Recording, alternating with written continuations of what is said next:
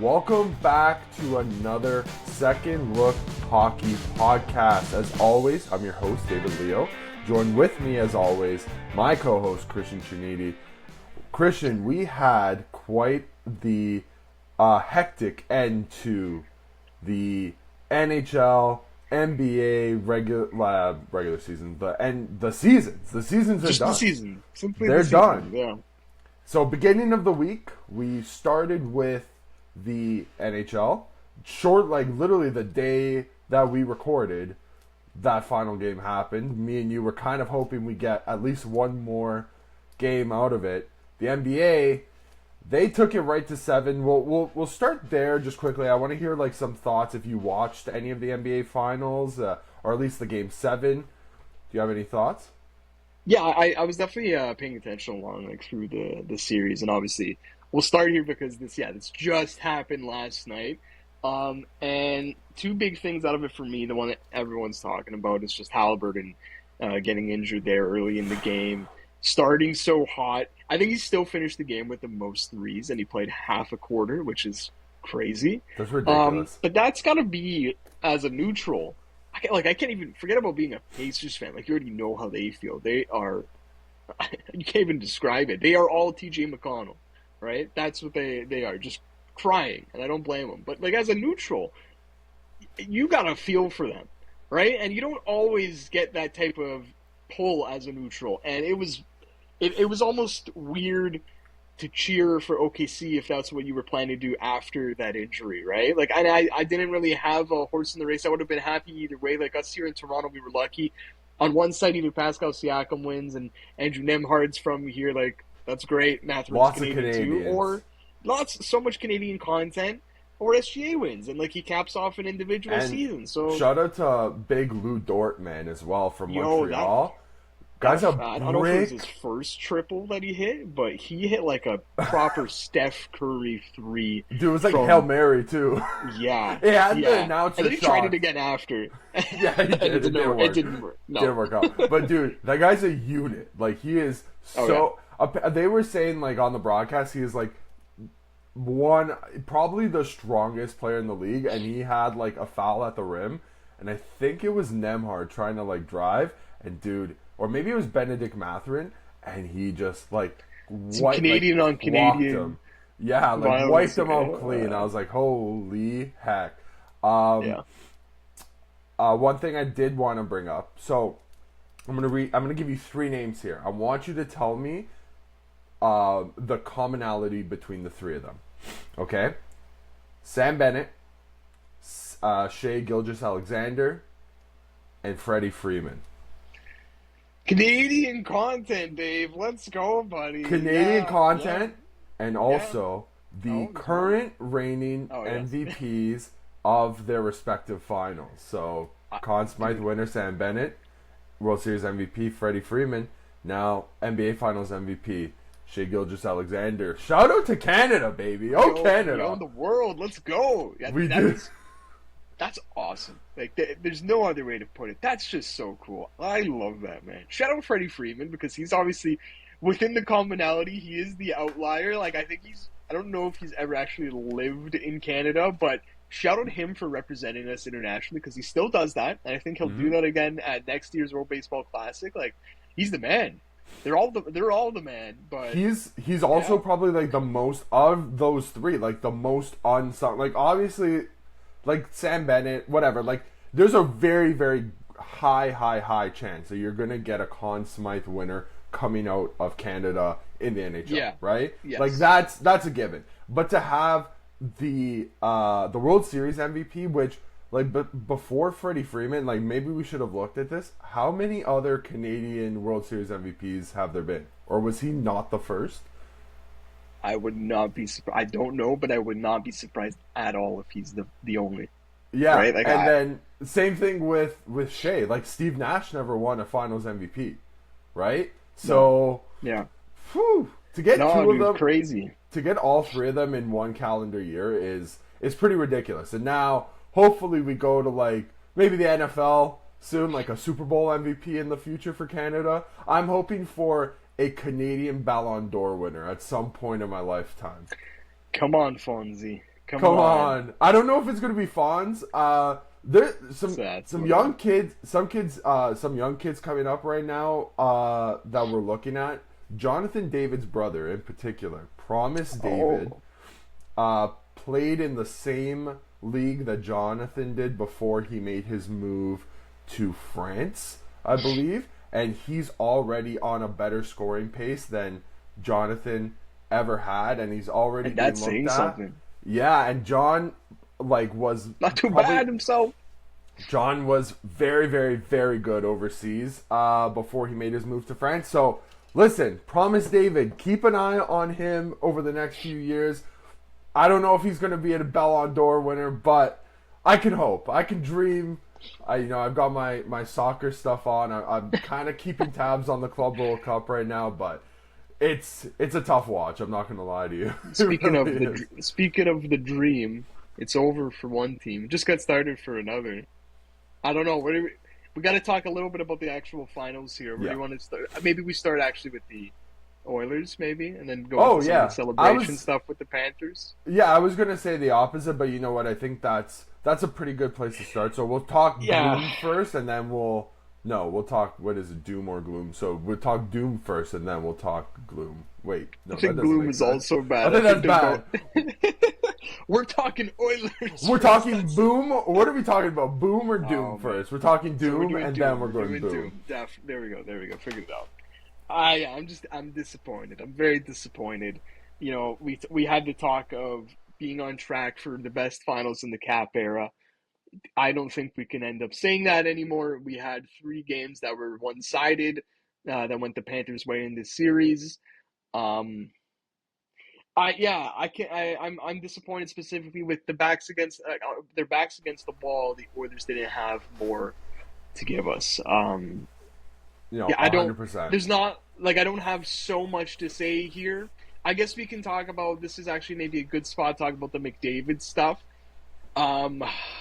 Oof. I think whether this is almost outside of winning the cup. I mean, this is very obvious to say, but outside of winning the cup, the next best thing you can do is lose in the cup final. So that's what the Oilers did. I think if they lost to the Stars, Kings, Vegas, whatever, you're getting similar answers from McDavid in the post media availability, if not maybe a little bit more incendiary. But I thought he had some very purposeful words talking about how he's going to take his time making his decision. Not that he talked out of both sides of his mouth, but he said, "I want to be here. I want to be an Oiler, but here's the flip side." I think he chose his words very carefully after the way this series ended to say, hey, the depth showed up in parts this playoffs. The goaltending showed up in parts this playoffs. Me and Leon were there from beginning to end, and we need more guys who will be there from beginning to end.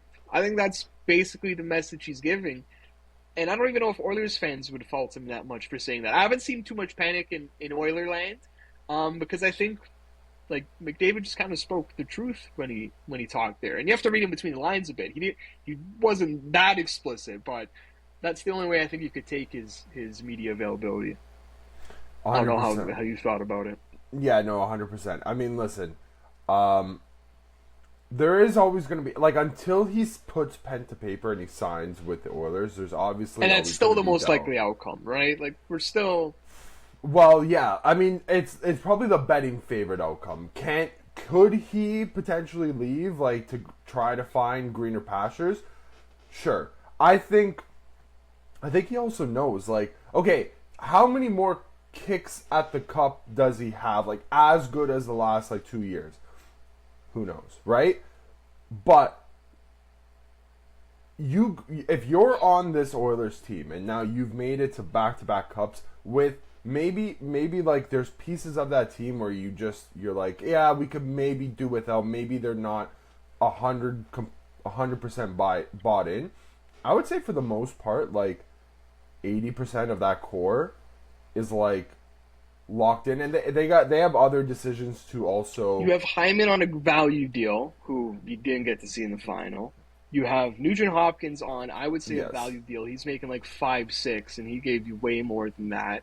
Mm-hmm. Especially down the stretch, over the past couple of years and then down the stretch in the playoffs, I thought he was like number 3 behind, potentially number 4 behind like the big 2 and like Bouchard, honestly. And there is a big decision coming now on Evan Bouchard. Like I'm also seeing a lot of places reporting that he's looking, or the 8-figure deal could be in his near future. But if you're signing Bouchard to 8 figures, you probably want the guarantee that he's going to be there like long term. Like that should probably be like an 8-year deal as well.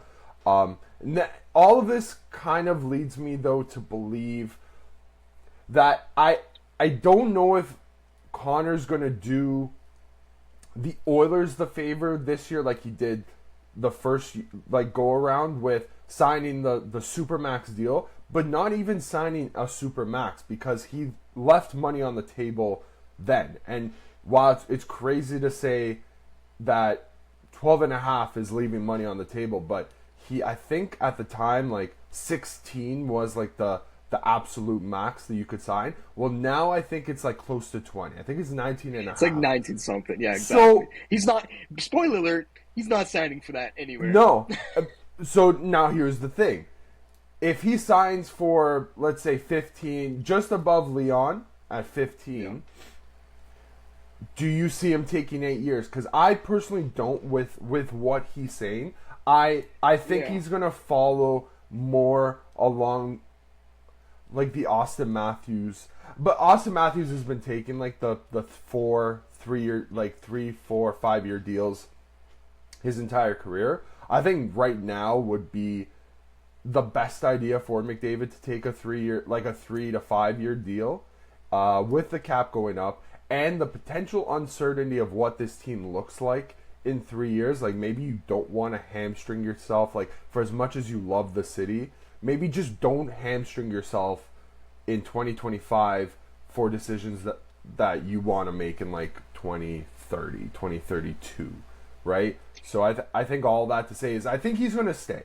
I think that is a given. Like he has showed his passion and his love for the city of Edmonton, but Oilers fans don't get in a bunch. Like don't twist yourself over if it's not 8 years that he's signing for.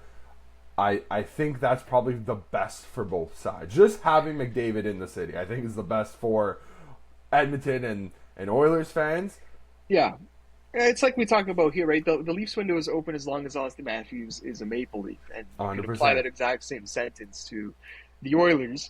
It's just weird. I would say it's weird, though, that you have to think that McDavid and Draisaitl are in constant communication. They were probably in communication when Draisaitl could have signed his extension last year, and Draisaitl does get the 8-year term, right? So it is weird that those two kind of weren't in lockstep. Like you look to Pittsburgh, and a lot of those bigger contracts feel like they were signed with a specific year in mind, right? Like McDavid and Malkin will be expiring the same year, and I think Letang to potentially I don't know. It's going to be surprising if McDavid goes a different route than his teammate, but maybe I shouldn't be surprised. Even look at Nylander; he got the 8 years. Matthews didn't offer it. Marner might go as short as 2. Yeah. No. Okay. Yeah. Yeah. I think for the league, it would be interesting to see McDavid go for that type of term because then it completely opens everyone up to do the same going forward, right? Like, it's one thing if Matthews is the front runner; it's another thing if McDavid is the front runner on this. So. I think for league entertainment factors, that would be pretty interesting to see. Don't have much else on the Oilers other than the Corey Perry stuff, which we've already talked about a ton. He joins that elusive group with Busher Jackson and Red Horner as only the third NHLer to go to as many Cup Finals as he has. He only has one win. So I don't know if you saw. I don't know if you heard like the most recent 32 Thoughts, or maybe it isn't the most recent, but it's like one of the most recent. Someone submitted a question, right? Yeah. So, do you know who like the losingest player in the Cup Finals is though? They mentioned this, and Elliot threw out 3 names. And they were all Hall of Famers. It's Gordie Howe. Yeah, it is Gordie Howe, and it's crazy to think of like. The person with the most losses in the Cup Final is also regarded as Mr. Hockey. So, like, listen. Like we said to open, losing in the Cup Final is quite literally the best thing you can do other than winning the Cup. So, yeah. It's still losing, but it's the least amount of losing you can do. I have a quick question for you as a Leaf fan. What do you think is better, losing to the eventual Stanley Cup champions or making it to the Cup Final? I guess we can't answer half of that question because we haven't experienced the second half of that question, because I saw a lot of Leaf fans on Twitter, on Insta, doing victory laps saying that we lost to the eventual Stanley Cup champions. Like, guys. I saw a lot of people memeing on us after the Panthers won. No, that deserves it sounds to like be, the Leafs won the Cup last. If you were celebrating the Panthers winning because the Leafs lost to them, give your head a shake. You deserve to be dunked on, and you bring disgrace to Leaf Nation. You don't have the passion. We've done this. Everyone, I would say this is what I would say. I'd say everyone shows their passion in different ways. Sometimes there is definitely things that can exclude people from the passion, for sure. I think people are so emotionally captured by the Leafs stave that I think people can go there sometimes. But this is what I would say. In the past, we've done this before. Like, we've done the losing to the eventual Cup champions argument as a Leaf fan before. Yes. And the basis of those arguments was about running it back.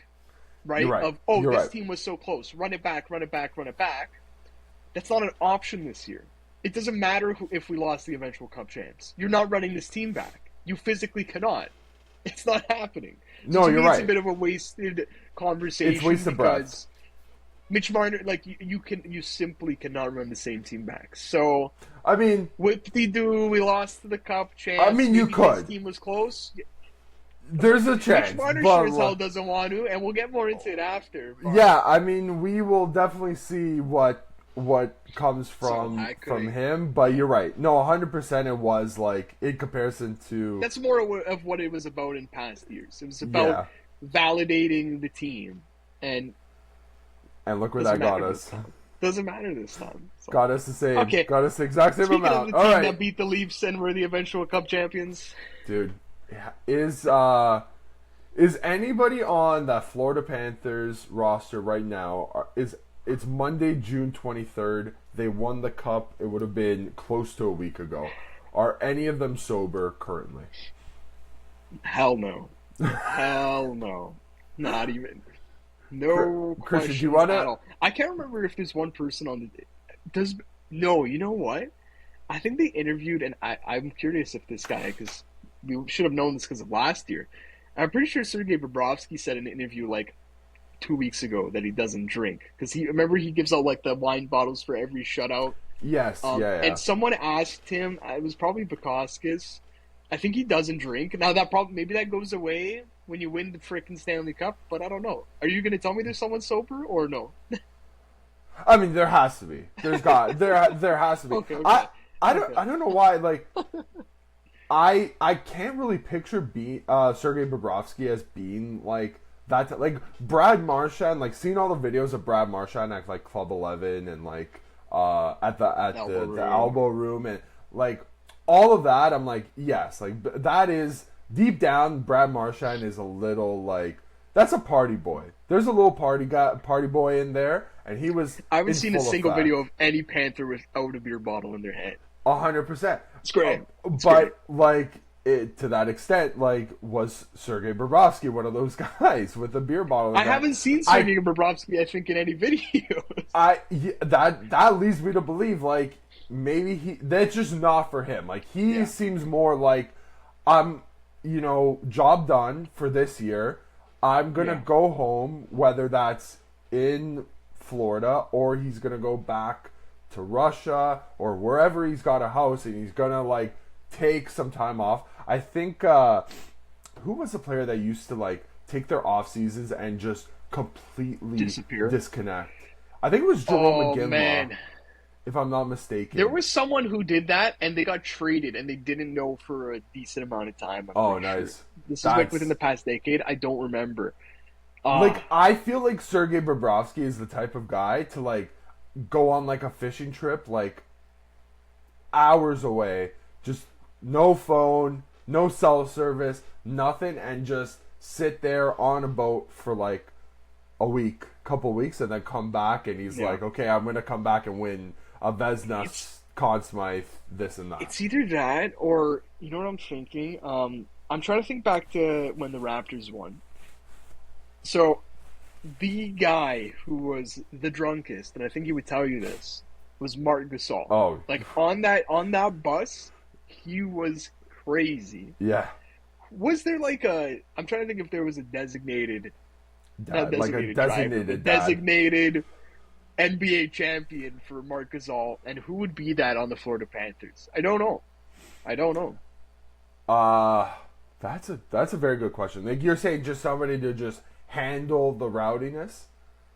It's almost just like we're saying, like, who is the soberest guy? Because like by default you become that guy. I don't, and who knows? There probably is. You know who my guess would have been for that Raptors team. Deep cut here. Shout out to Patrick McCaw, who had won his third straight NBA championship that season. He should be the drunkest because he's the only one on that team who could say that. I think it's the opposite for him. I feel like 3 times in a row, he's like, yeah, like, listen, I'll let you guys have your fun. Mark, Kyle, Kawhi was there, but he was also a lot younger too. Like, Kawhi was not. Yeah, but yeah, for the rest of those guys on that team, I feel for some reason I just feel like it was Patrick McCaw, and I saw like I don't know why his name like popped up somewhere recently. I'm like, man, I remember like the memes about him. It was like 3 years in the league, and he had won because he was drafted by Golden State. Golden State, and then he won those. Back. Yeah, and then he came to the Raps and he won right away, like crazy. It's awesome. Pretty good. The 3-time champ. There is one 3-time champ from the Panthers roster. He won his first title as a rookie with the Tampa Bay Lightning. Not a 3-time in a row. Is it Carter Verhaeghe? Yes, sir. He is the 3-time champ from that roster. So Leafs draft he joins pick, Carter Verhaeghe. Love that. Leafs draft pick traded for Michael Grabner along with 4 other guys to the New York Islanders. Was playing in the ECHL. Literally, I think he played like 2 Marlies games. Nobody else in that deal, I don't think, like did a single thing. No, there was like Christopher Gibson, who I think played some NHL games as a goalie. Yeah, I think. I couldn't tell you who the other 3 were. You know who one of them had to be? I'm pretty sure. Wasn't one of them Taylor Beck, because the story there is, right, he went for picture day, was excited to be a Leaf, and then Lou Lamoriello said, actually, no. And that was the season after he came in. That's the tank season. Yes, but I'm saying, like, that was the season after he came in with the Preds, and he had, like, a 3-point night against us because they smashed the Leafs, like, 9-2 or 9-1. Oh, that's a great game. Oh, that's right there. And apparently he was put on the Leafs' radar because of that game, because of how well he had played. So then they went to acquire him. Tough to not be on the radar when you do that. Yeah, 100%. So, dude, shout out to Taylor Beck wherever he is right now.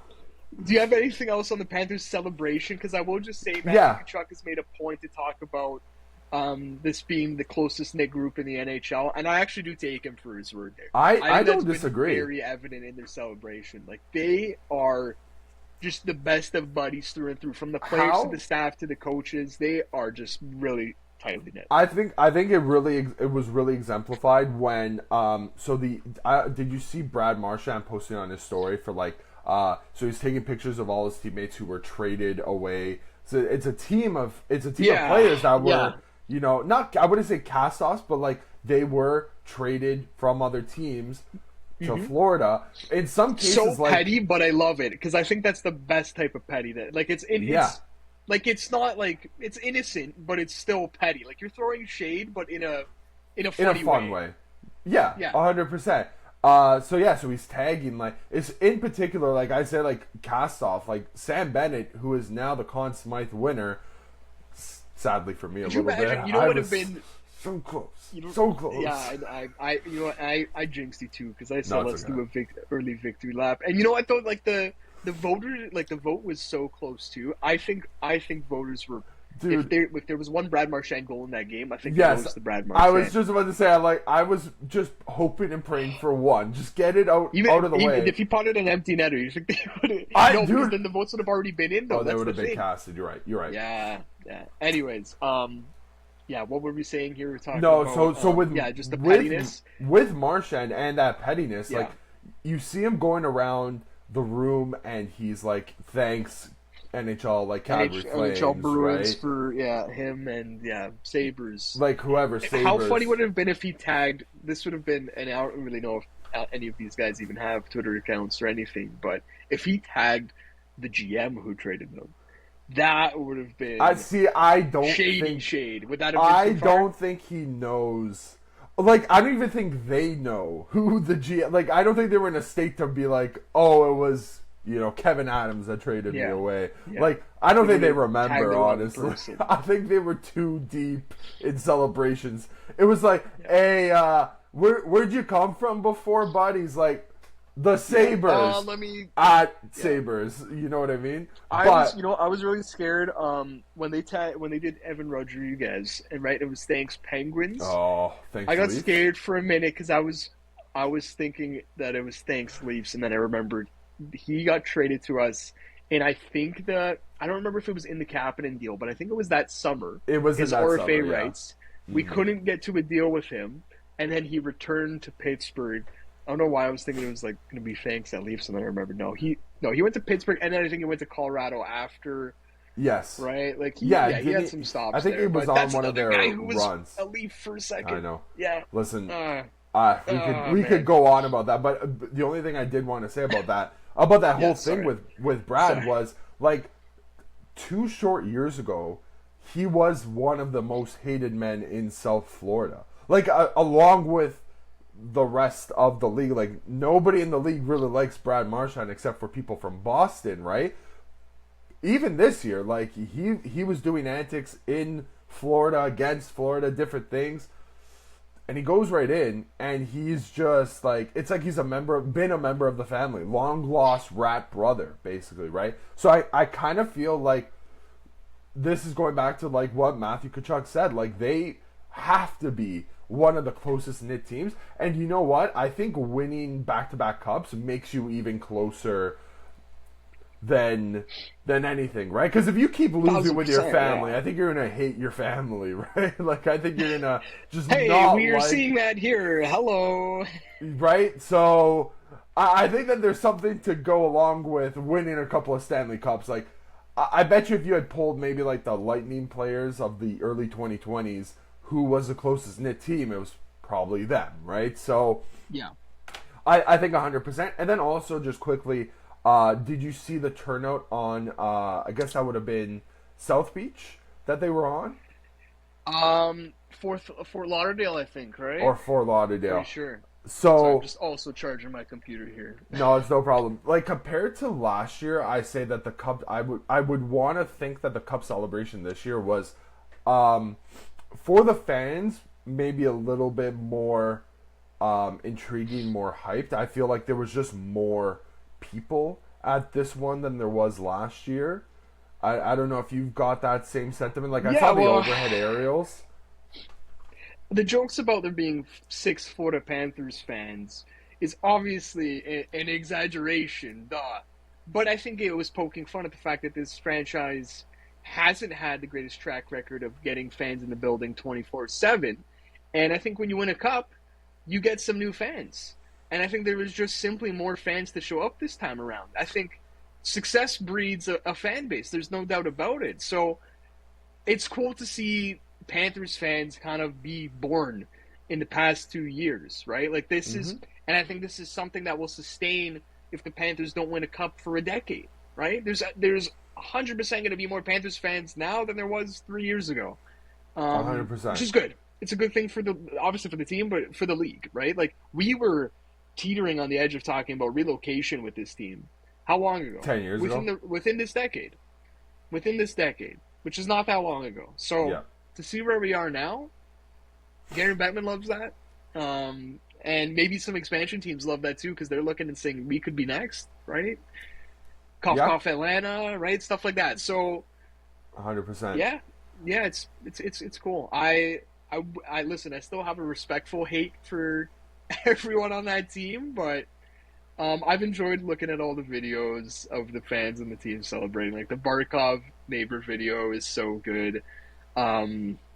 It's been cool. I think this team has had a lot more fun with their Stanley Cup than we've seen in recent years. I Like don't know, more fun man. than last year, and Those just the Tampa teams seem to yeah, have quite a bit of fun, like with the cup on the water, like on the Tampa yeah, Bay, right? yeah. I But guarantee you, it's like Florida won't do that because like then there'll be copycats, right? yeah, they can They'll do find that. they're finding ways to have fun. I think they'll maybe find some more, but that's Tampa got dibs on that. They They did did. because they won the cup first. They got to do that, and now only they can do that. So I mean, yeah. listen, it must be fun to party in the sun, like in the sunrise the whole time. So, yeah, and then listen, another thing just on that point about like the new fans, like guess what breeds having more fans? Winning, right? So you win a couple of Stanley Cups, you're bound to get a few more than 6. So on that note, shout out to Florida. This is their summer. Have fun. I mean, just as a salty Leaf fan, I guess, have a good time with it. I wish at some point. Don't have At too some much fun. point, I hope you lose all 3 of your UFAs. Okay, that shirt that says "Bring the boys back." No, no, no. bring Let them the- home. Actually, Yeah, bring them home. to their actual home. They're probably keeping them all. God damn Yeah, it. they are. But They're staying. yeah, They're staying there. yeah. Okay. That's it. So, Cup Finals just wrapped up this past week. Next weekend, or this upcoming weekend, I guess, we've got the NHL Draft. Christian, how do we want to work the NHL Draft? Talking about today, like obviously next week we're gonna get more in depth. We're gonna have everybody, like all the picks will be in. We can talk about who we thought kind of won the weekend and who came out short. But looking ahead to this weekend, what are some things that we can look to expect? Heading in. I'm looking at the top here because I think the back half of the first round, especially this year, it feels like it gets a little like muddy. Like the tiers don't go that far this year. It's like you get to the middle of the first round, and then it's like just a bunch of names. So I'm sticking with the top here. I've got 3 names in particular I wanted to talk to you about, Dave, and you can throw anything else you got at me here as well. But 3 names I want to talk about. Let's start at the very tippy top here. We did some combine stuff, and we didn't really talk much about Matthew Schaefer, but I listened back to some of his stuff from the combine and just some of the more recent interviews he's done. He obviously was at the Stanley Cup Final, had breakfast with, I can't remember if he had breakfast with McDavid or Marchand, but he met both of them at some point. And he talked about that with Gene Principe. I'm just like really impressed with how the dude carries himself. Like I'm already a fan, and he hasn't been drafted. Just listening to this guy talk, and we know that he's the by far the best defenseman in the draft, and Yeah. he is the projected number 1. It's tough to see him going anywhere but number 1. But I Can't just came see away him. listening to this guy impressed. You really can't see him dropping past past 2. Like if No, he isn't he the is number not. 1, he's not dropping past 2. Yeah, and the odds of him being number 2 to me are like Slim. less than 2%, right? Like so. I just wanted to give him a shout out for. I'm just really impressed with how he carries himself, how he speaks. He's really mature. He doesn't give you cookie cutter answers. He's pretty honest as well, and obviously his story is one that's it's a tough one. It's one of adversity. He lost his mother and his billet mother in a span of 2 months at the start of 2024. So yeah, like this is a 17-year-old kid turning 18 who's already gone through that stuff. I'm just excited to watch his career because he's got a fan in me now. So that's first. I don't know if you had anything on Matthew Schaefer, but It's I real. just want to give him kudos. No, 'cause, you're yeah. right. It's really tough not to root for a story like him. The one thing I did want to ask though, so the Isles do hold the first overall pick. Do you think it's a coincidence that we've heard Noah Dobson's name in trade talks now over the last couple of weeks after getting this first overall pick, and with Matthew Schaefer looking to be the first guy off the board? Like, is it that much of a coincidence? You know, I think there is a world where if you can make a good trade of Noah Dobson and bring in some offense that the Islanders desperately, desperately need, it's not a bad trade off. We're expecting Matthew Schaefer to be in the NHL this year. Will he have a Noah Dobson point totals that we've seen in the past couple years as a rookie? Maybe not. Maybe not, but it's honestly not out of the question, and he's only going to get better going forward. And if the price tag is to be believed that he's asking for 10 to 11 million, I'd probably trade Noah Dobson too. I don't know. Yeah. I don't know who's going to give him that. Like, dude, that's a really tough ask. I don't know if he ends up getting that anywhere. It is interesting that we first heard these rumors in the beginning of the year, the season that just was, and that was obviously under Lou Lamoriello. This is not run by Lou Lamoriello anymore. This is Matthew Darsh's team. Maybe Lou Lamoriello is still a puppet in the shadows, even though we got let go. He's still running things, still lurking around. This is his second general manager, and we are still hearing the same things about Noah Dobson potentially being moved. So it's interesting.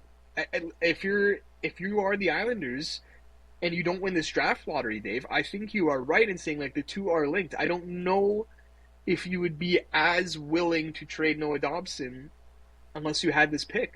This pick makes it a lot easier. 100%. 100%. So yeah, that's the top of the draft there. I'm looking forward to just hearing Schaefer's interviews as well, because I'm sure we'll get some more really good stuff from him. I'm gonna give you two other guys here, Dave. Mm-hmm. First guy, Jake O'Brien. Mm-hmm. This is probably my favorite player that I've watched coming into this draft. He's right-handed shot, centerman, 6'2", 170 pounds. He's got room to fill in. He's a little bit lanky right now. If this guy fills out, I really, really, really like him. I think he still has to add like another like gear to his skating as well. Everything else though, like his hands, phenomenal. His shot, phenomenal. His vision, phenomenal. Just needs a little bit more like top speed, like for neutral zone entries and stuff. But I think he's my favorite player that I've watched. He's projected to go in the top 10.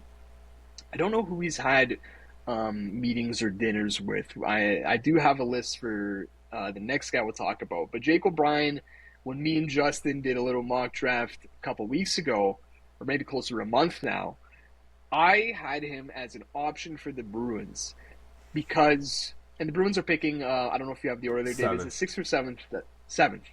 So he's not a Boston Bruin type player.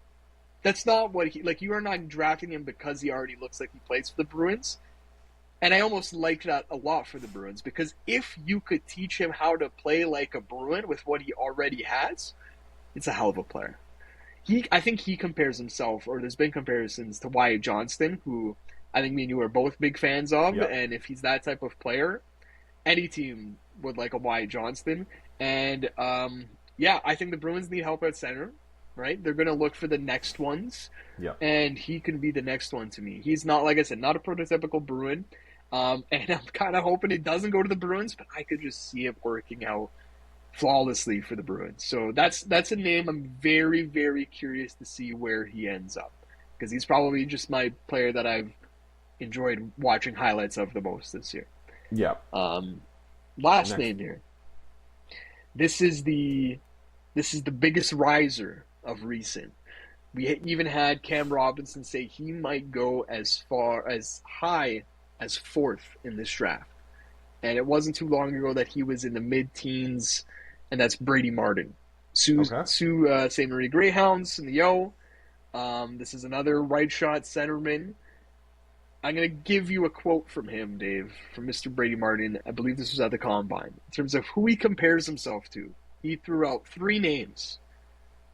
Sam Bennett, Tom Wilson, Matthew Nyes. I love it. Is who he said he looks up to. I love it. I love it. When GMs are hearing that this year, they're falling over themselves. Salivating. Right? They also asked him how he would describe his game, or I guess his work ethic. I don't know exactly what the question was for this answer, but he describes himself as farm strong. That's what he is. He's farm strong. He's not headstrong. He's farm strong. This guy's driving tractors on the ice. I love it. Boston, Philly, Utah, and Nashville all took him out to dinner on the week of the Combine.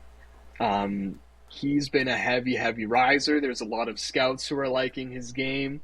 And what good timing to be a player who looks up to Sam Bennett, Tom Wilson, and Matthew Knies, because they're kind of popular right now, those types of players. Oh, yeah. Especially because two of them are out of contract, and they're looking to make some moolah on their next deal, including the guy that just won the Conn Smythe. So, yeah, I mean, pretty good comps right there, 100%. Because I'm seeing him at, like, who would have the 5th pick? Do you know? Is that Nashville? I'll pull up the draft order right here. I believe it's Nashville because we have Nashville Chicago. We have Nashville at 5. Yes, we do. Utah's at 4. I think because you're more familiar with. I was looking Porter at Martone. I have Porter. I have Porter honestly sliding a bit more, and I'll tell you where I think Porter's going to end up.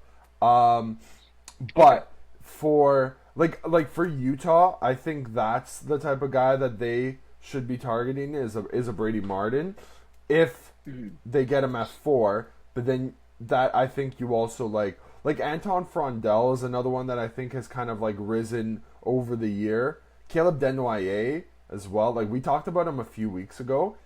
I want to say at the beginning of this like mock calendar, Desnoyers was also in maybe just inside the top 10. So for him to kind of he's risen over the year. His stock is really risen as well. I think Brady Martin could still even just inch towards that to top 4, but I could see him at 4 or 5. I think if I'm Utah, I'm probably looking. If I'm going to be honest, I'm looking at Brady Martin to take. So for Porter, right now I saw it on The Athletic, and I think it makes way too much sense. I saw that they have him going 8, so he is sliding a bit because I think he was going as high as 3 at one point. I don't know if he really has the top end to be a 3rd overall pick, but 8 for me is very, very fascinating because the 8th pick is held by the Seattle Kraken. Now, Christian, do you know who else is in the Seattle system that Porter might have some familiarity with? We talking teammate familiarity? It is teammate familiarity, yeah. Okay, I'm thinking from the Steelheads, and I don't know why nothing's coming to mind there. I'm thinking, unless it's Team Canada-wise and Shane Wright. What am I blanking on here? Well, yes, so Shane Wright is there, but Carson Rakoff, his line mate, is a Seattle draft pick as well. So I think for Seattle, Porter Martone and Carson Rakoff have been over the past 2 seasons been one of I believe it's in the top 5 of point production for duos. So they already have built-in chemistry. If Porter Martone ends up sliding to Seattle in the 8th spot, I think that's a pretty good bit of business for them. Especially another player that I also wonder where he ends up is somebody like James Higgins, who I think me and you were sitting.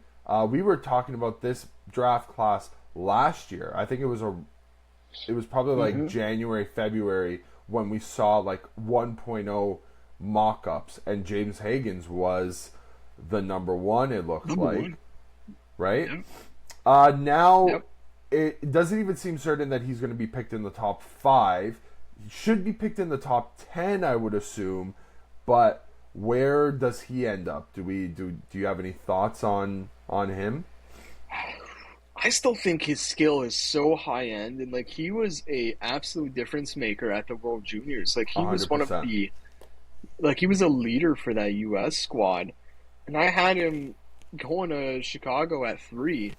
It honestly just seems like the top 10 is all over the place. You can go in so many directions. It feels like Schaefer and Misa are concrete 1-2. Yeah. Beyond that, I it's really going to come down to just team preference. And if I'm choosing between Higgins, Desnoyers, Martone, Brady Martin, It's really O'Brien. tough to pass up on James Higgins. Yeah, Jake O'Brien. It's really tough to pass on Higgins though, because he's just shown it, and I don't really know why exactly he's falling so much. Like, it honestly might just come down to like, if I'm just listing off heights here: 6'2" for Schaefer, 6'1" for Misa, 6'3" for Martone, 6'1" Frondell, 6'2" for Denoyer, James Higgins 5'11". Like, is it just that simple? It's. I really hope mean, not, because listen, it's only a there's couple of tons inches. of players at that height who we can do something. Yeah, no, 100%. Right? I mean, it'd be a different story if he was like 5'8". Sure, Yeah, I could see maybe or we're talking a bit about a more guy of a who's slip. projected in the back half of the first round. Like, no, we're talking about a guy with top 5 skill. Like, I don't know. I think this is almost like when you have risers like Brady Martin, Somebody has to because of the ultimately fall. playoffs. And I think just for whatever reason, Higgins has been the victim of that. I look at like a guy like Braden Point. He's a playoff dog, right? What is he? If his height has to be 6 flat at the most. I'm gonna look right now. I But think to me, he's 5'11", that's a guy honestly. who, Yeah. right? And that's a guy who, if you are someone that's under 6 feet as a top NHL prospect, you should just be looking at Braden Point and saying, that guy is someone who all GMs are value in the playoffs. He's 5'11", right? Yeah. This is a 50-goal scorer. 2-time Cup champ. I don't think that can, like, and I don't know if Braden Point was drafted as the dog that he is today, right? So I I think think in the right environment, Higgins can be I think an the absolute dog front runner for a team. the dog just needs to be instilled in you. Like, you could not be a dog in junior, but going to the NHL, It can be taught. it's a dog eat dog world, and if you don't know how to be the dog, then you're gonna get eaten. So that doesn't just go for James Higgins. Like, that quite literally can go for anybody. We mentioned before Jake O'Brien. Like, if you put him in that Boston culture, what if we put James Hagan in that Boston system, right? If they need centers, right? Can James Higgins be that next Boston Bruin type center that we all think of, right? Like, in that system. Like, I don't know, Yeah. right? Yep. But I think it just has to be taught. Like, I don't think I think there has to be something going in, like, into the draft and, like, going into, like, a new team. But something like that, especially with when we talk Boston, like, that doesn't come from prior experiences. That comes from being in the now, being in the present, playing in Boston. So, do you have anything else? Like, I do have one player I just want to ask. Just want to ask about. So, first goaltender off of the list, Joshua Ravensburgen, I think. And he's someone that's probably going to go in, like, should probably be going in, like, the lower end of the first round. But I think, personally, I've seen some stuff, like some things about Joshua Ravensburgen. He could be the next Team Canada guy, and we've already got a few guys right now, I think, personally, in net, who can be the next guy, like, for Team Canada. Carter George, Jack Avankovic, and maybe Joshua Ravensburgen. Like, I remember when the list came out for this past World Juniors, and, like, Jack Ivankovic was named to the team and Joshua Ravensburgen wasn't, a lot of people got up in arms and defensive about it. Maybe they're right. Like, who knows? We'll see where Josh Ravensburgen goes. That's just somebody I want to keep an eye on. Another one is Henry Brustewicz, the London Knights. Burstevich, I think. Yeah. I've heard like Brustevich because you know what, his brother got traded to the Flames, I think last year. It's the only reason I can tell you what his name is. Oh yeah, I had no idea. Yeah, his brother got traded to the Flames. I think in the what trade was it? I think it was with the Canucks. I think it was the Lindholm deal. Oh, I didn't even know he had a Yeah. brother. If I'm going to be honest, that's crazy. There we go. But Henry. Henry, we'll call him Henry. Henry is somebody that I can see like kind of going deeper in the draft and making an impact on whatever team takes him. Maybe not next year, but I think he's going to be a guy to just keep an eye on for the future. I've seen a bit of him. We saw him win the Memorial Cup with London. Got to see him a couple other times throughout this year. I was sneakily pretty impressed, and that was a loaded backline that they had as well, with like Sam Dickinson as well. And I thought Henry kind of stood out a little bit to me. So yeah. Other than that, do you have any other names that you want to throw out here? Just go back to Ravensburgen. I'm just looking at teams. I'm like, who can I see taking the swing at him in the first round? Who is a team that really needs a goaltender? I get like St. Louis with Binnington and Hofer right now. I don't know if they have anyone else in the system. They're at 19, and the Athletic Corey Pronman has him at 19. He honestly might make some sense there. Like I think. What about? I wouldn't be surprised if there's a team that takes a swing on him in the first round. Does a team like Nashville make any sense because of what happened with Askarov? That would have been last summer, right? So you lose your next guy, and you draft Ravensburgen now, and you maybe project in 5 years, 3 to 5 years. Well, I would say 3 years for him to start making the jump, and then maybe 5 years to take a bigger role on the team. And I think in 5 years, because how long do they have Jussi Saros locked up for? Did they get him for 8 years? I think they signed him for the long haul, right? I think they did. I would say I could see it, Dave, but I almost wonder, it's like maybe they don't want to make the same mistake where it's like where you run into the scenario again. Obviously, it's always good to have good prospects. They have, you know what though, they do have 3 first-round picks, so they can really get creative if they wanted to. And maybe with one of those back-end ones, they are willing to throw it out at a goalie because it's not like their only dart that they can throw in the first round. But yeah, Saros has an 8-year deal. Takes him to age 38. Who knows if he ends up playing out that full 8? I could see it because they have 3 picks in the first round. I think they might be the only team with 3 picks. That is a lot. I mean, listen, it never hurts to take the goaltending prospect because you never know what can come like about it. And then listen, if things just don't work out for that team, so let's say it's Nashville, for example, I think a lot more people are more forgiving in terms of goaltending. Like, I think somebody else is going to want to take the chance on what could potentially be your guy for the future, right? Like, there's such a mystery box with goaltending that I think, I mean, they have 3 picks, right? Like, if you have to hit on one of them. For defenseman, if you go center defenseman goalie, you might do the 2018 Dallas Stars, right, where they drafted Heiskanen, Ottinger, and Robertson. Yeah, right. Not a center Robertson, but still, like, you drafted the core of your team in one round. And I mean, maybe they want to trade one of those guys this year. I mean, Brady Martin, Henry Brustewicz, and Joshua Ravensburgen. Hello, welcome to Nashville. Hey, yeah. I think that's interesting to watch from Nashville, because I will pay attention to if they're the team that ends up getting him because of the 3 picks that they have. Yeah, are they I think the other only? than that, Dave, Are they the only team? I think they are the only team. 3 picks in the first round. Yes, they are the only team in the first round with 3 that I can see as I take a look.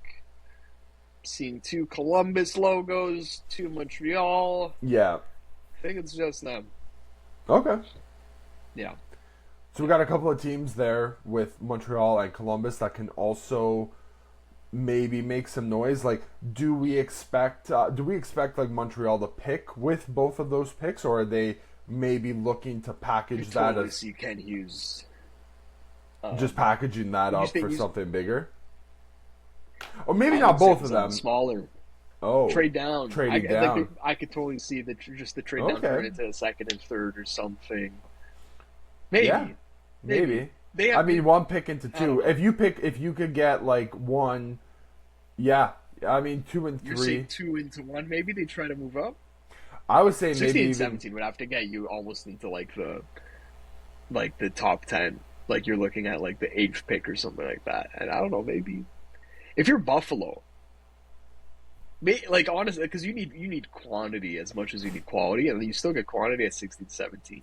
I think Buffalo just needs people that want to play Yeah, in the KeyBank Center. So I mean, maybe that's the way that they go.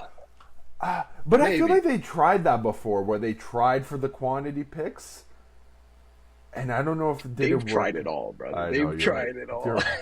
That is right. I will say though, like the amount of like we just went over just a bunch of different scenarios here. Like I think this will be a really great draft. It sucks that it's remote and it's not back at the Sphere because that was so good. But I think I'm really hoping we get some good player movement here.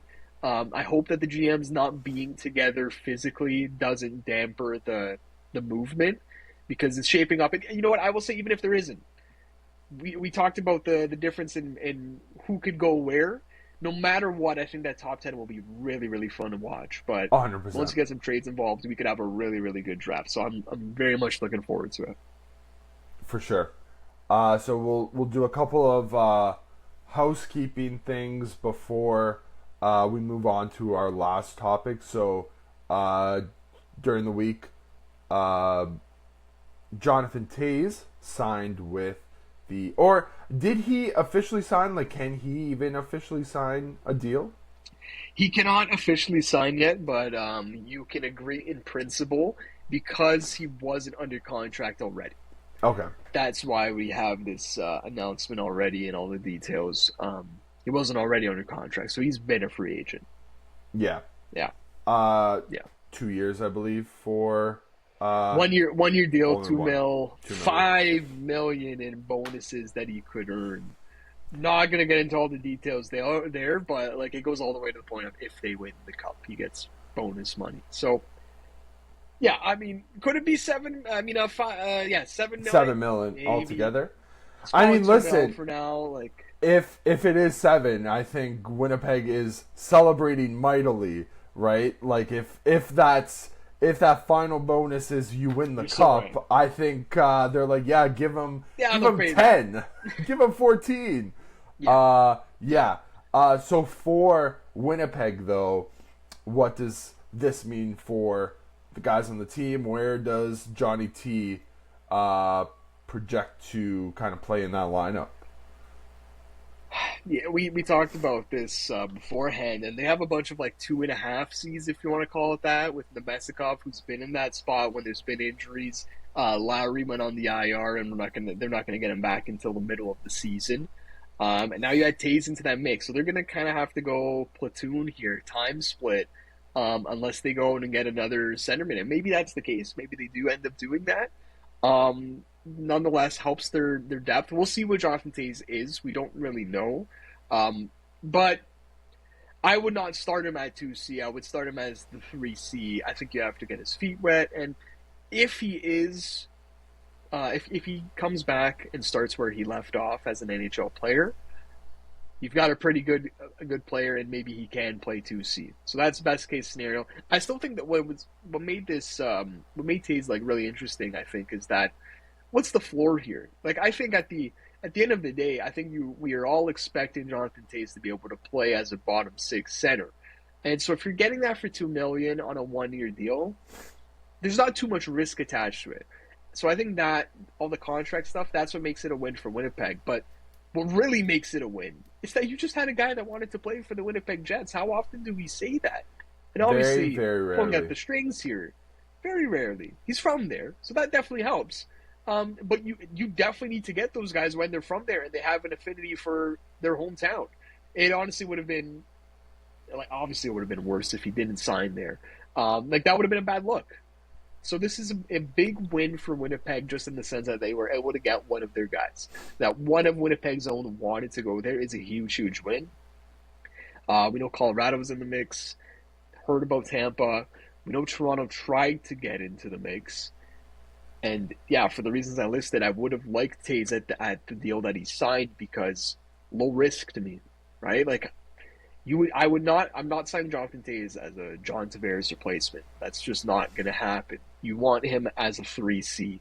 I think if you could slot him on a line like that, that would have been a pretty good place to start because there's not a lot on the market. But in the end, Winnipeg's the winner. They got their guy. You like the deal too, Dave, or no? Yeah, no, I do. Especially considering, like, yeah, they might not have. Like, I was critical of Vlad Nemestikov before the playoffs, I think.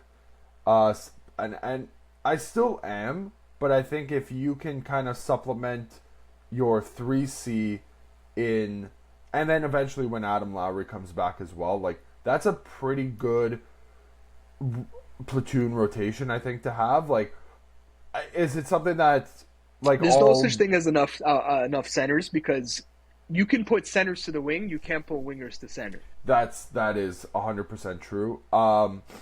So, but are those three going to be the three guys to help propel? Like, is Jonathan Toews going to help propel the Winnipeg Jets any closer to a Stanley Cup or for a Stanley Cup?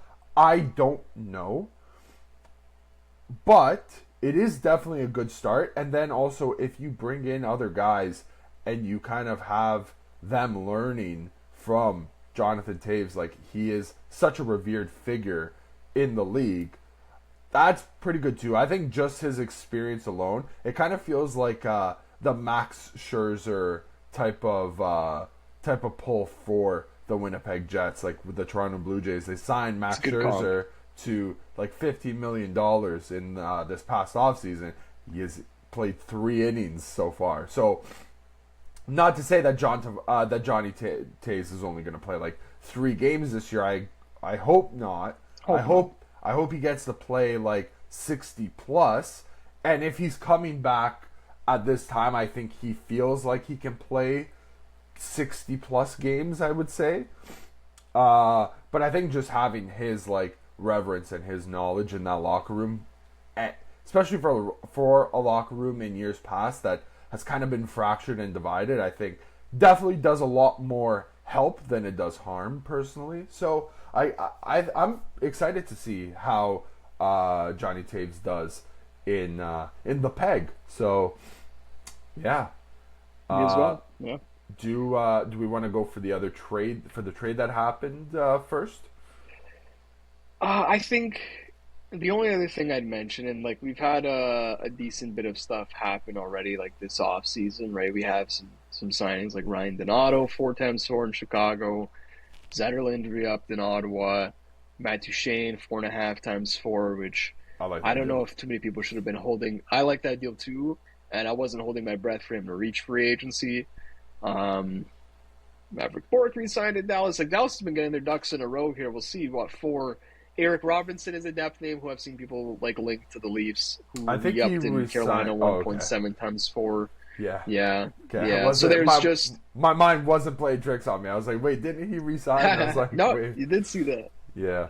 You saw that. And then, yeah, trade-wise, like Hallow went to Nashville. We talked about the Kreider trade last time.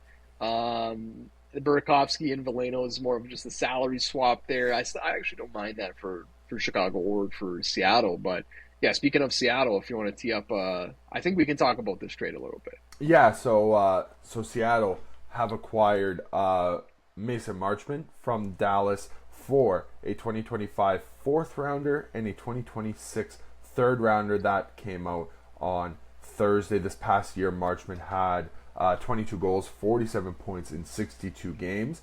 Only 5 points, though, over 18 playoff games. He's got 1 year left on a $4 million deal that he signed 4 years ago with the Dallas Stars after he didn't win the cup with Florida, right? He won. No. I don't know why I thought he won. I'm thinking of Carter Verhaeghe. It's just no. It's the Leafs prospects again, man. Well, yeah, I was gonna say former Leaf. I'm trying to. I want to see his other playoff stats in previous years. It's his first year with his first year with Florida, where he didn't break out yet. He only had 10 points in 33 games in the regular season for Florida, and he had 2 goals in 6 games that year. That was 2021. Next year was his breakout year. He has 47 points in 54 games. Follows it up with just 1 goal in 4 games. That's when they got swept by Tampa. So I don't Yeah. know how much I'm going to get on him there because the whole team wasn't great, obviously. That was coming off of there. That was a President's Trophy winning season. Yeah. So you have that. And then he goes to Dallas. 6 points in 18 playoff games. 5 points in 13. 5 in 18.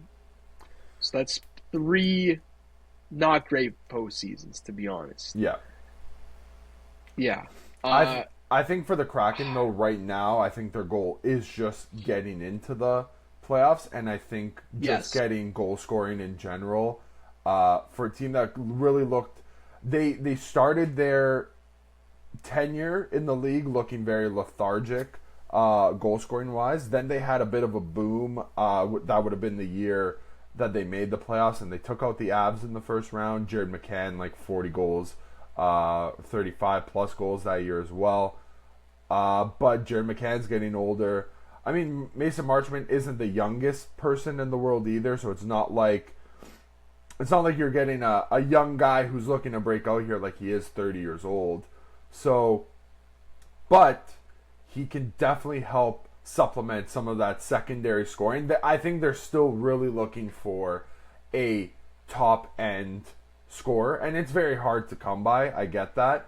But I still don't think adding Mason Marchment is also detrimental to that team. Like I think it's a good little dump for the Stars who needed that cap relief, and it's a good little pickup for the Kraken who are just looking for guys of that ilk to help get them back into the big dance. Do we want to relate this to the Leafs somehow? Yeah, I think we kind of already have already, and maybe I'm starting to change my mind here. I definitely had this penciled in on my list of trades Leafs should have been in on with Chris Kreider. I had this one on the list. After reading the playoff stats, though, for Mason Marchment, I don't know if I feel entirely the same. It is still such a cheap deal that Seattle got him for. And it is a win-win because Dallas used that space to sign Matt Duchene, which you do all day, every day. And like you said, Seattle, their expectations are different. It's just about making the playoffs this year. And Mason Marchment helps that. For the Leafs, though, the expectation is win, right? And win out. So, with those playoff stats at the number that he's making, I still lean towards Leafs should have been in on this. We know they were in on it, and we know that it came down to the fact that Jim Nill did Marchment a solid to save him some tax money, which, you know, for Gary Bettman and others around the NHL saying we don't think it's that big of a problem or factors that much, here's just another exhibit where the player made it clear this would be nice, right? So I don't fault the Leafs for not being able to get this deal done because it doesn't sound like they could have, right? Like they just didn't. They can't say we can save your taxes. They can't. So Yeah. a little bit peeved, but can't be too peeved for the tax reasons. Yeah, 100%. Just a quick quote here from Kraken general manager Jason Botterill, which is kind of weird to say. I completely forgot that Jason Botterill made the jump to Seattle, but a big reason why they targeted him was that he's been in 3 conference finals in a row. He knows the intensity of playoff hockey. So while his overline, like the face numbers probably don't look the greatest, he also has the experience. So I think that goes a lot more for what Seattle is trying to build than maybe say like the Leafs or other teams that were potentially interested in Mason Marchment want to hear. So I think for that reason alone, like he's a guy that will, I think, help them get there. And in a Pacific Division that it really isn't the strongest. Depending on how their offseason kind of works out, I think the Kraken could potentially make a push for maybe like a wild card spot in the West. It's going to be tough, 100%. But yeah, we'll see. I mean, I think Marchment, regardless, is just going to help them a lot. Yeah, Last thing I'll say is like it is interesting, like the playoff numbers not matching up with the regular season numbers and also his reputation. Like he is a playoff type player, and yet we don't see it come to fruition in the playoffs. I think it just goes to show how hard it is really to get those guys. Like I think it's and honestly, I'll throw this out there to start like just our Leaf talk. It's as much about the team and like I said about Jake O'Brien potentially being a Boston Bruin. Like you have to have the culture and the system and ability to turn a player into one of your own, right? Like that's what happened with Sam Bennett in Florida, with Seth Jones in Florida. That is what happened. They became Florida Panthers. Seth Jones was not in the middle of a great season with the Chicago Blackhawks, and then all of a sudden he becomes more motivated with the Florida Panthers. He looks a hell of a lot better in that jersey than he did Chicago. So I think that's sort of the that is the formula I think for the Leafs is trying to emulate the Seth Jones deal. That's the most recent example, but yeah, Sam Bennett, Sam Reinhart, Panthers have just done such a good job of getting guys to become Florida Panthers. That's my Leafs formula for the summer. Before we get into like maybe UFA or trade targets for Leafs, maybe let's talk about like their own contracts that may or may not be signed. Mm-hmm. Where do you want to go? Do you want to go Marner, Tavares, Nyes? Well, I don't think we've really heard anything more on the Marner front other than the number, right? Like 14 is what he's. Yeah, I mean, well, the thing is too is the term seems to be like he might go for 2-year term, he might go for 4-year term, maybe he'll go long term if he likes the fit. Like who the hell knows? We know that the Leafs were invited to get a meeting and we have declined because what's left to talk about? Nothing. So yeah, you had a full summer, full year to talk. Yeah. Right? It was funny to get reports of like confirmed he's leaving. It's like I think we thought that after his exit meeting. Like I don't think we saw a return. Yeah. You want to talk about maybe where he could and what do you think right now? We've talked about this before, but what do you who are you handicapping as a favorite right now? Well, I keep hearing out west, right? Like I keep seeing things about Vegas. I don't know where, like, I mean, obviously you could make it fit, right? I'm still leaning towards, for some reason, I'm leaning towards Carolina. It will probably make him the most hated Leaf of all time, especially considering the whole situation with the Hurricanes, like blocking a trade there. In a deal with Rantanen, that also included, I think it would have been Barbashev, and I know Vegas was included. I'm pretty sure Barbashev was in that deal. The problem with the three-way deal, the reason it didn't work is because Carolina didn't like what Vegas was offering up. Like it was like Leafs get Marner. Leafs got Mikko Rantanen. Sorry, Leafs get Mikko Rantanen. Vegas gets Marner. Carolina gets what? Barbashev, yeah. Right? Like there was no combination that made it work for Carolina. So I think that's why that one never happened. But we know the Carolina Leaf just Marner Rantanen was a thing. We know that. So I'll throw this out at you then. And this is just like fairy tale land because I don't think this is going to be a reality, but this is just a thought experiment here. Because you said Carolina would be like the worst possible place he could go. Would it be worse than Florida? Which one would you? Yeah, I mean, have more feeling towards. But I'm going both sides here. I'll give you a reason why maybe. So I'm saying just based on likelihood for it. Like I think it's just more likely for him to end up in Carolina.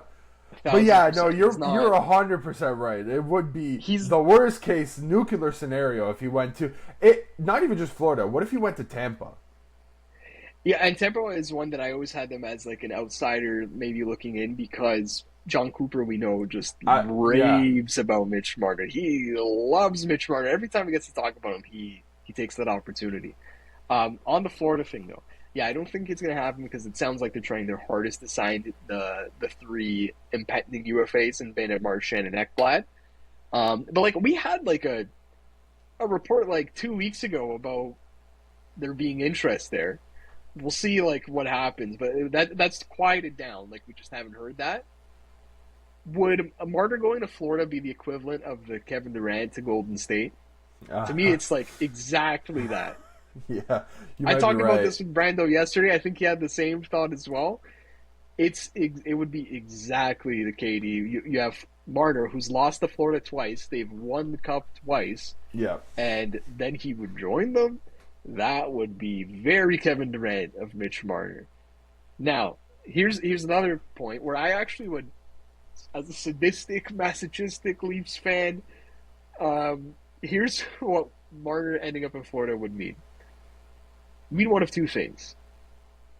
A, Mitch Marner goes to Florida.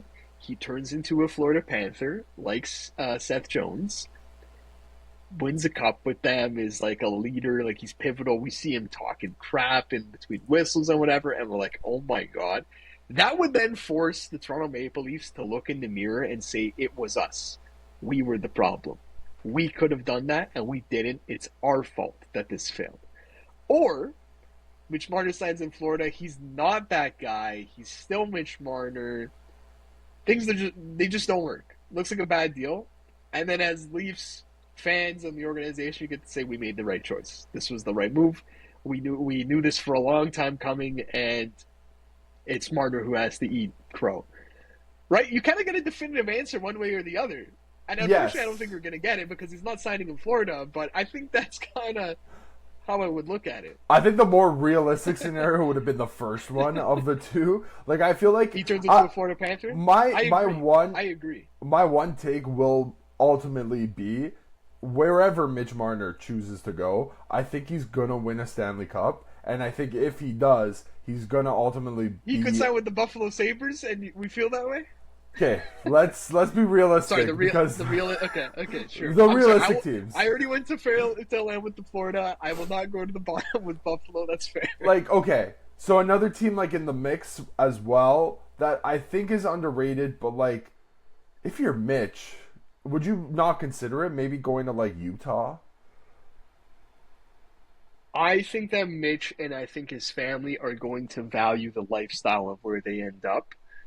And I don't think that Utah will give Mitch Marner the lifestyle that he wants. I think for certain players, like honestly, I would tell you this: like if I was an NHLer making $1 bajillion, I wouldn't mind going to Utah. Like I'd be fine chilling out in Utah in nature and whatever. Like I could be fine there. I would be fine.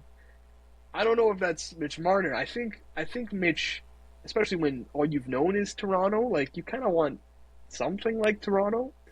To me, the team has always been LA. But yeah, so LA it is, I guess. Just because it's the best of both worlds. Like you get a city bigger than Toronto, you get to live that lifestyle with way better weather, and you're like athlete number 35 on the fame list in that city. Like literally, dude, everybody past the Lakers. Like, are you more famous than like some Clippers? Maybe. No.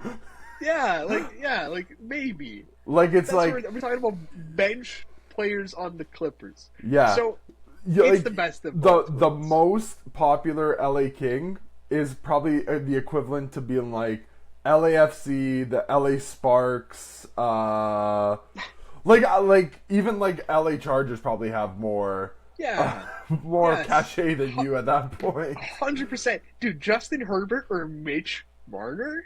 No chance. Like it's who at that point. Yeah, it's who. It's literally, if you ask an LA fan, it's who. So they're still the team for me. Yeah, I wanted to do that thought experiment because I thought it was interesting. I don't know if we don't get a definitive answer. I don't think if he goes to LA, because LA doesn't have the culture where, like, Florida has the culture where it's like you know if a player has it or not when they go to Florida. You find out one way or another. Obviously. No, maybe no other team in the NHL has the reputation right now. It used to be Boston. Yeah. Maybe it used to be Tampa. Right now it's Florida. So, well, at one point I would have said it was like Chicago too, right? And is Chicago not like is Chicago out of that like realm of possibility? Like they just have the No, money. I think they could. Yeah, San Jose you could throw in there. I really 100%. think LA makes too much sense. Personally, I think LA makes too much sense. Last team on the list. What about per se if he doesn't go to LA? Go a little bit up the road. You go to Orange County. Hey Anaheim, how are you? Makes a lot of sense too. Makes a lot of sense too. Do you want to be the number 65 athlete in the fame rankings in Orange County? Then you go to Anaheim. Well, no, right? I think if you're gonna be in Anaheim, it's really Mike Trout, and that's about it. Like, sure, but are you bigger than Joe Adell? No, yeah, I include Anaheim in the LA thing. Like, see, I feel like Anaheim's got its own little thing. So it's like it's Mike Trout is the list. They have Shohei's face crossed out and burned everywhere. Can you take that burn spot right after Miguel Trout? Miguel Trout. Yeah. Yeah. So there's our Mitch Marner talk. We'll see what happens. I don't think he's gonna let us straight his rights. Yeah. I'm sure we're gonna do this again because it sounds like he might draw this out into the middle of July. So yeah, I heard that Mitch too. Marner talk, episode 50 of 75. 100. Let's go. So another thing to that we could touch on though is that the Leafs did make an offer to John Tavares, and it seems like it was a $12 million deal over 3 years, so about under $4 million per is what I heard. So roughly around 12, probably just under that. I heard Elliot Friedman say that I think his camp is looking at more of a Chris Tanev type deal to stay in Toronto, and to remind everybody at home, that's a 6-year deal at $4.5 per year, which was signed last summer. That's about 4.7% of the cap. So now, is the deal going to be like they're looking for term like that? I think that's the point of the deal where they're looking for, but it also it also seems like a lot of teams right now are a bit more reluctant, and I think Elliot Friedman also mentioned that he kind of got that sentiment as well, where teams are just reluctant to hand out, or right now a little bit more reluctant to hand out term. Yeah, I think I would be rolling on JT. I know for all the talk. How many years have we done this guy's moving to winger talk? Oh, you're saying JT? Yeah. Dude, it literally seemed like the year after he scored the 47 goals, I think he had like 34. So that was the first year. The second year. Right? Sorry. Yeah, into the second year. His first year, and So into that second summer, that would have, I guess that would have been the summer that we played the Columbus year, and already it was, all right, it was a bad move signing him. Let's not count the fact that he scored 47 goals last year and he's still in the prime of his career, and this and that. So here we are 5 years later, still didn't move to winger. Yeah. Right? Like, I would you be that surprised? And listen, I think he's so stupid, but he's going to move to winger at some point, probably in the next 5 years. I still think if you're signing him at 5x5, I look at John Tavares' game, and it's never been about skating. Like, it is literally all about soft touches, like power play, being able to rifle it sometimes. Like, I don't think that's going away. Do you? No. Well, you certainly don't need this. I don't think you really need the speed to play the type of game that John Tavares has all his career, right? So and is he the absolute worst skater in the league? Like, no. Is his skating speed diminishing quite rapidly, like over the past few years? Yeah, maybe, but I don't think you're going to be hard pressed really to find like other players have made a diminishing foot speed. Like, they've worked around it. Guys like Joe Thornton, Corey Perry. Right? Like Joe Thornton played into his 40s with literally not being able to skate for the last 5-6 years of his career. Yeah. $4 million times 3 is insulting for John Tavares. Yeah, like that is Max Domi money. Yeah, and this guy just scored 37 goals this past year. So now here's the caveat: it is June 23rd. That is not the Leafs' best offer. We still have a week. They're going to come to John Tavares with a better offer. Is it going to be enough? I don't know. I'm kind of skeptical right now because this is reminding me of like Stamkos negotiations, right? And I've made the Stamkos comparison before. He can go and get the Stamkos contract. Somebody will give it to him. $8 million times 4 years. I think $8 million. I think on a 3-year deal, a 4-year deal will be available to John Tavares. $7, $8 million. I can't fault him if he wants to go and get that because he will get it. yeah, Like, why would he take that offer from the Leafs? There's zero reason. It's either that market value deal that he'll get in free agency or rematch, or we give him a tandem style deal, which is like 5 times 5. That's it. I'm not going to fault JT for taking less than that. I'm really not. I can't be mad. If he ultimately takes like 5 years, $6 million per, so slightly above half of, like if the number hits 6, where is the number where you are just like, okay, I don't think this is going to be a fit anymore. I think 6 honestly might be that number. I think maybe even 5.5. To me, my height is probably 5.5. 5 years is a lot of term. Like that is the risk. Like the team would be taking on risk there. I think after 5.5, I'd be more willing to do 8 times 3 than 5.5 times 5. Okay. And maybe the actual answer is let him walk after 5 times 5. Maybe let him walk is ahead of 8 times 3. Yeah. Well, I mean, listen. For a team that wants a DNA change, if you then also then go back and next season and you have JT signed, Matthew signed, and Willie signed, how much of a DNA change can you really have with this team? Yeah, I think that's a fair argument. I think in almost any other year, I'd even say that's the way to go. There's just like no centers, man. Yeah. So they have to get creative and make the roster work. It seems like this implosion kind of came in a year too early. We need at least one more year. It's more like the Leafs have terrible foresight. Like, predicting. Our foresight is awful, and a lot of it is within our control. Like this goes back to Brendan Shanahan letting Kyle Dubas go in a critical moment in the team's history when they needed to make a decision on the core and probably move off of them. And then you can't fault Brad Treliving for saying no because he just got there. He wants to see what he's got. And then Craig Berube comes in and he probably wants to see what he's got. Like, awful foresight. Just, it sucks that we could lose both of these guys for nothing. Yeah. Well, I mean, I've already made peace with Mitch Marner, like losing him for nothing. Like I think the time was on the clock when they fired Kyle Dubas, so it was like either once his no move clause kicked in.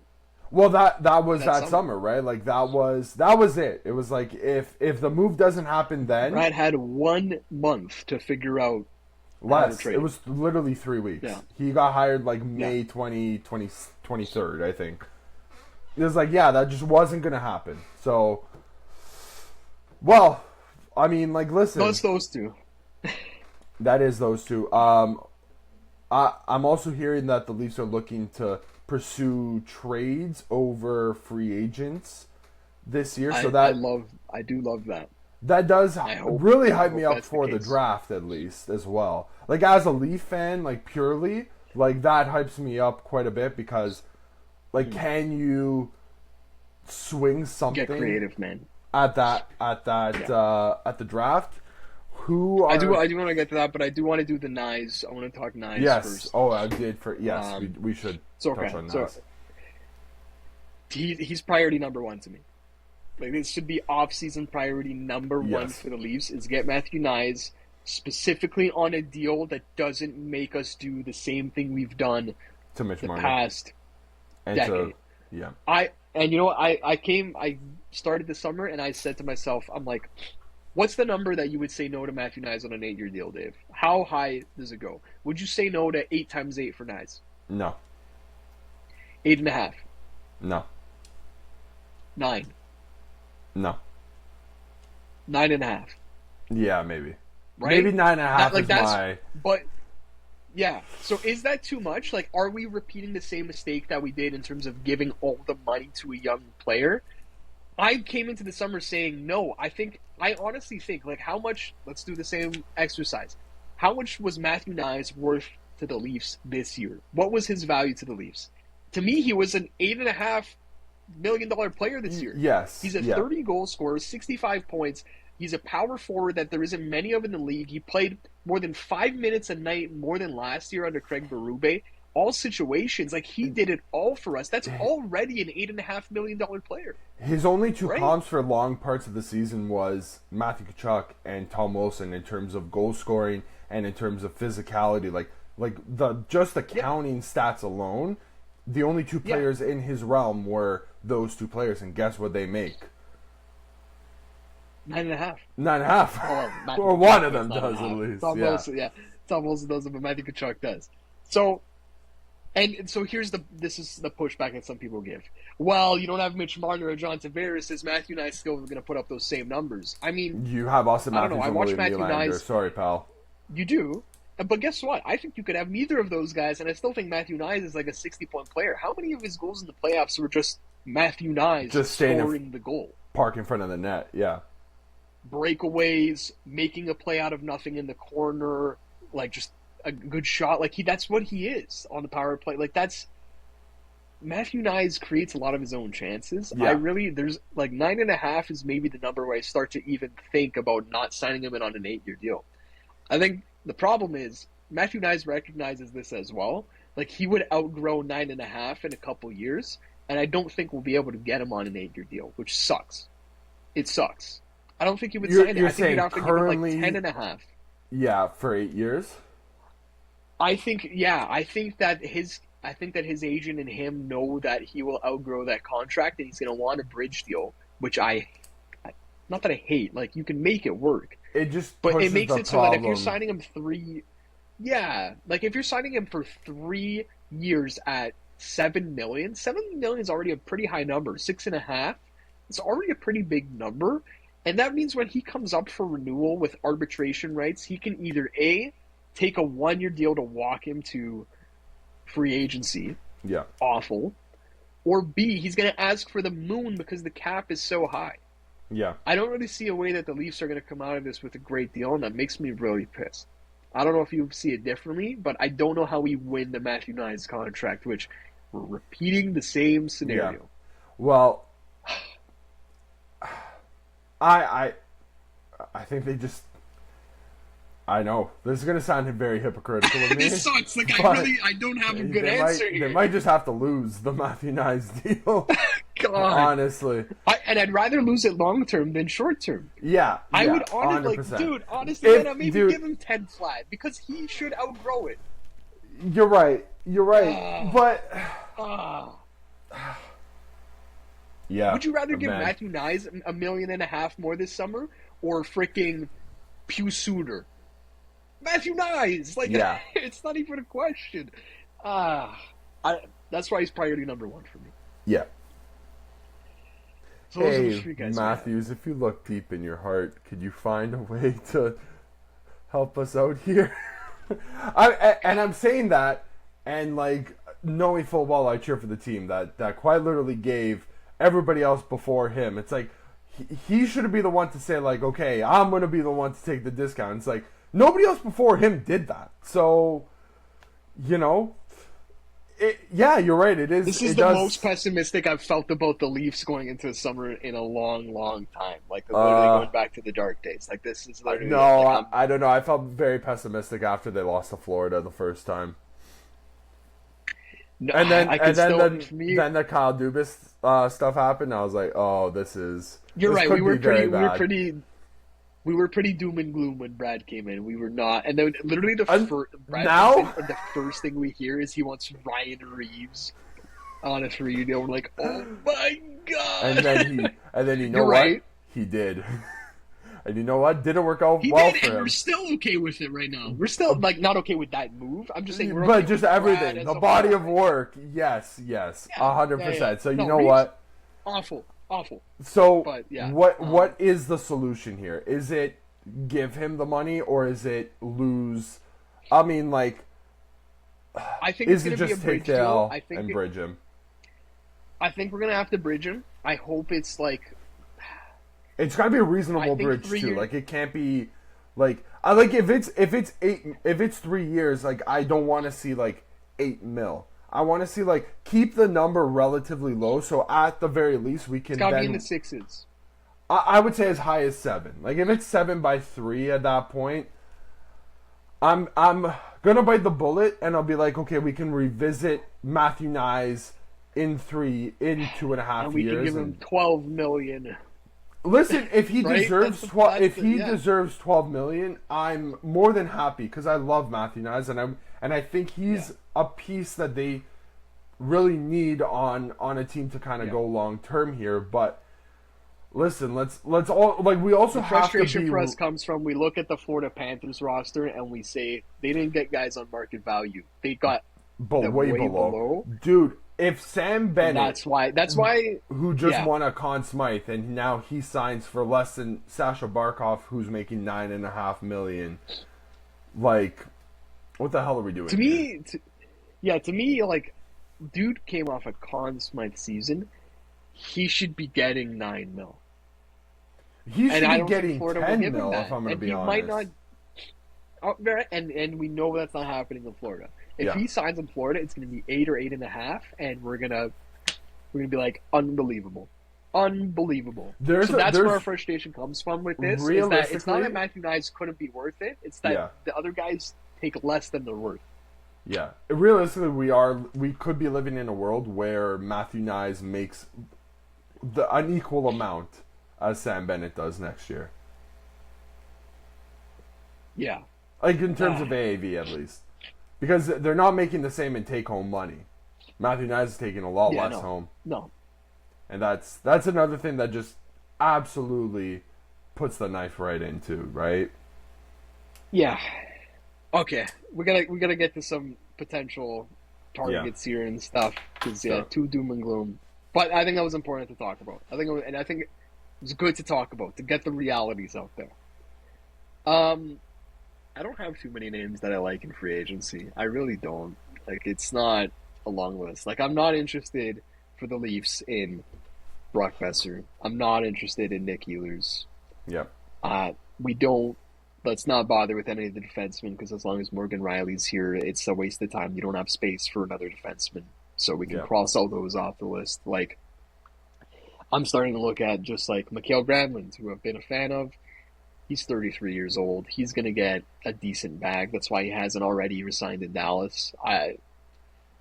What would I give him? Like, I don't know. I'd be willing to go 3-4 years. You're talking about, once again, like probably close to 6 mil. It's not a great deal. He's 33. Like, it's not great. Turning 34. Yeah, Patrick Kane as well. I don't love that, but we need playmaking. Like obviously we're losing Mitch Marner. You need to bring in someone who can bring speed and playmaking to the team. You also need to bring in guys who are right-handed because it's quite literally William Nylander and Calle Yarncroke. That's it. Mikael Granlund's not right-handed. But he can play some center, so I'm going to throw him out there. He's a name I would not be mad about the Leafs getting. Andrei Kuzmenko is right-handed. He's a power play merchant. He actually looked pretty good for LA. I would be surprised if he actually doesn't re-sign there, but if he got to free agency and you need to get goals onto this team, I don't hate Andrei Kuzmenko.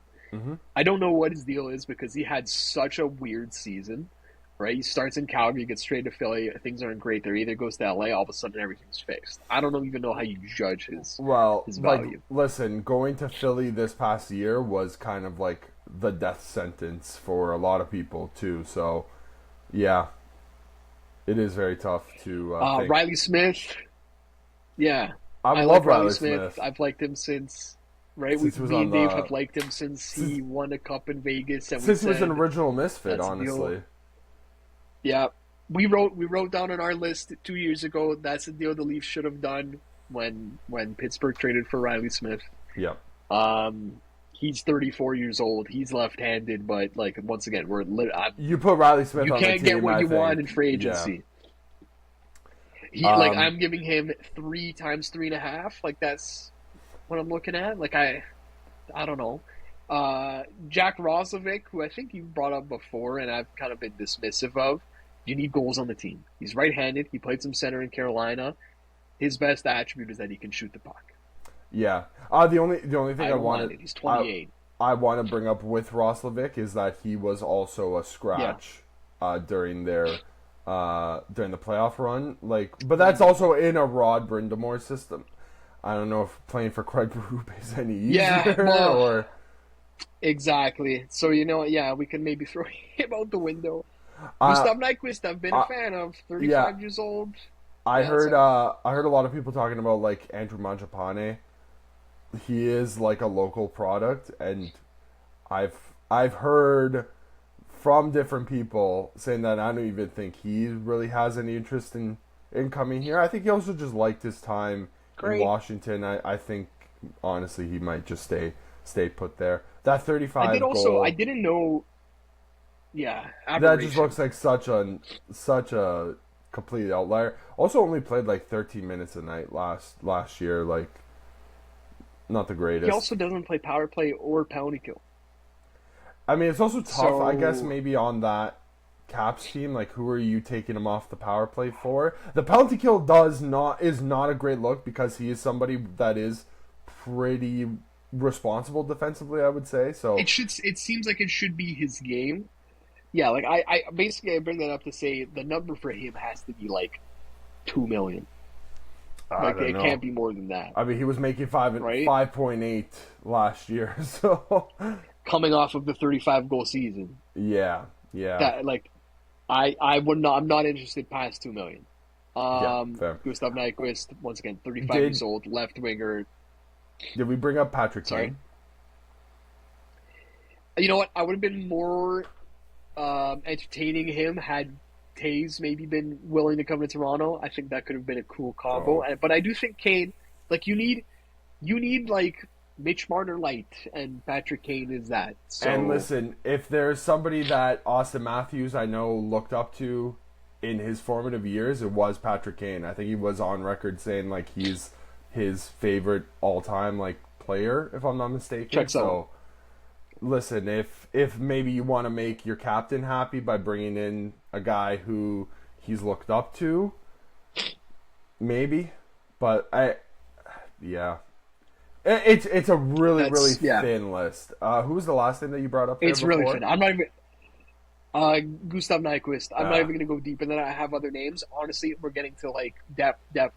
It just goes to show you there is not a lot there. That's why the report of us looking the trade route is interesting. I will throw some trade options at you. They're nothing crazy. They're names that we've heard out there because it's tough to pick too much out of a hat just yet. Maybe closer to July 1, I'll take a look. But some names that we've heard out there in terms of availability of trade. Not really linked to the Leafs, just in general. Top name for me, and Elliot threw this out right after the Leafs were eliminated, Jonathan Marchessault. I'm going to pull up his deal here because, listen, it's not a cheap deal that he's on right now. $8 million per, I think. Less than that. I think it's 5 something. He signed it last year in Nashville. His deal is he is in year 2 of a 5-year deal, $5.5 million. So 4 years of $5.5 million for a 34-year-old. He's a right wing. He's a right shot. He's a former Conn Smythe winner. Last year, in a dismal Nashville season, he still managed to put up 56 points in 78 games, 21 goals. He is the definition of a playoff player. He obviously showed that. He won the Conn Smythe. I don't think he should cost a lot. I think he's someone who can bring playmaking. I think he's someone who plays the playoff style that the Leafs should want. To me, it's a really good match. It's a risk. It is an absolute risk. But look at Florida. They took risks, and they were able to turn guys into Florida Panthers. You need to build a culture where you're turning guys into Toronto Maple Leafs. Maybe we don't have that culture right now, but I think Jonathan Marchessault to himself in a motivated environment, which Nashville wasn't, I'm willing to take that bet. He's a really good fit. I think we should be interested there. We'll see if he's interested in us. Does he have trade protection? He's got a full no move. Ah. So he's going to have to want us as much as we want him. So there's option one. How do you feel about Evander Kane? Well, Would you want him? He's got what 1 year left on his deal at 5.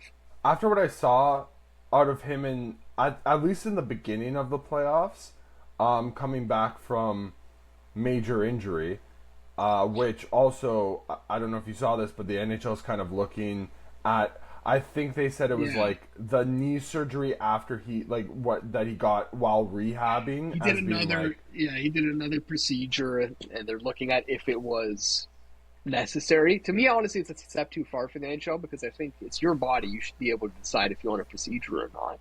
Not if you're the Buffalo Sabres. They don't think that.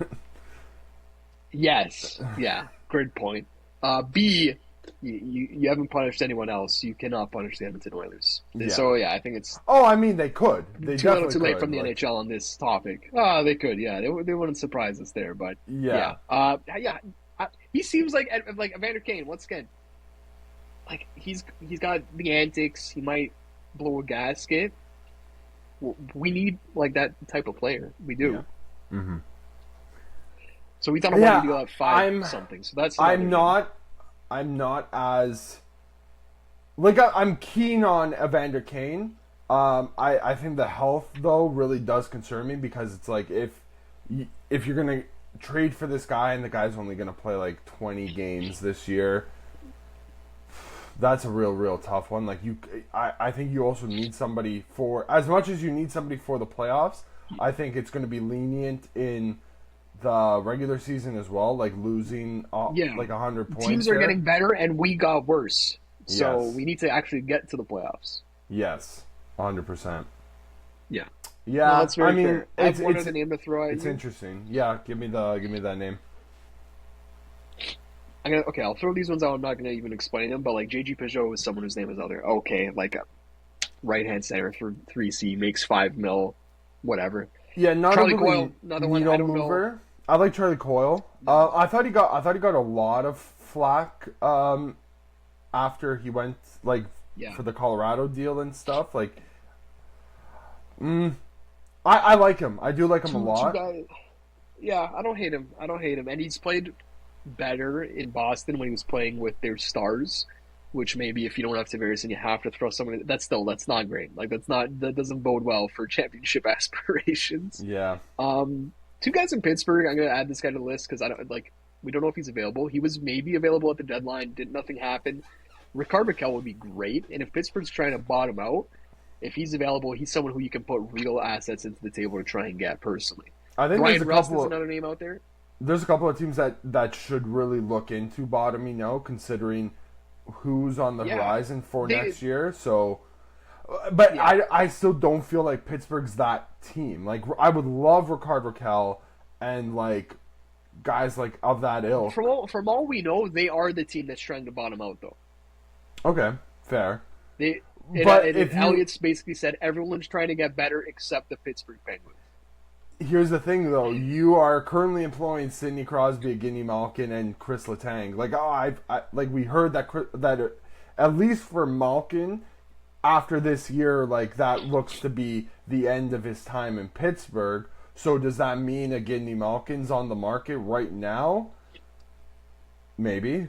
No, I think they shot that down as well. I think this is what I think. I told this to Justin as well. This is how I think it goes. I know it's Crosby, Malkin, and Letang. I think for the future of the Pittsburgh Penguins, the only name that matters is Crosby.